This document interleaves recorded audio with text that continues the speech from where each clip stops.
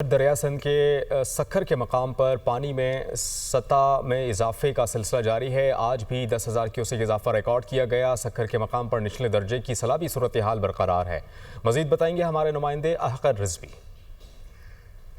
जी, मैं इस वक्त मौजूद हूँ दरिया सिंध के किनारे पे। मेरे अक्ब में नजर आ रहा होगा एक तेजी के साथ पानी का रेला यहाँ से गुजर रहा है और इस वक्त जो रीडिंग्स बताई जा रही हैं सक्खर बैराज से 3,12,000 क्यूसेक से ज़्यादा जो है पानी यहाँ पे सक्खर बैराज पे पहुँच रहा है। और सक्खर बैराज जो डिस्चार्ज दे रहा है, जो आगे कोटड़ी की तरफ पानी जाएगा, वो 2,57,000 के करीब जो है यहाँ से पानी छोड़ा जा रहा है। अब कहा यह जा रहा है कि आज की रात जो है गुड्डू बैराज के मकाम पर निचले दर्जे की सैलाब से सूरत हाल में थोड़ा इजाफा देखा जाएगा, क्योंकि तोसा बैराज से जो पानी आया है दरमियाने दर्जे के सैलाब का, वो वहाँ पे पहुँचेगा और गुड्डू बैराज के मकाम पर दरमियाने दर्जे की सूरत हाल होगी, जो कुछ घंटों तक जारी रहने के बाद वो पानी इधर सक्खर की तरफ रवाना होगा। कुछ डिस्चार्ज में भी पानी आगे जाता है और केनाल्स में पानी डिस्ट्रीब्यूशन के बाद जो है सक्खर तक, यही कहा जा रहा है, जो आपाशी हुक्काम की जाने से बताया जा रहा है, सक्खर में निचले दर्जे की सैलाबी सूरत हाल बरकरार रहेगी। बारिशों का कोई खासा बड़ा कोई स्पेल यहाँ पे सक्खर में को उसने मुतासर नहीं किया है।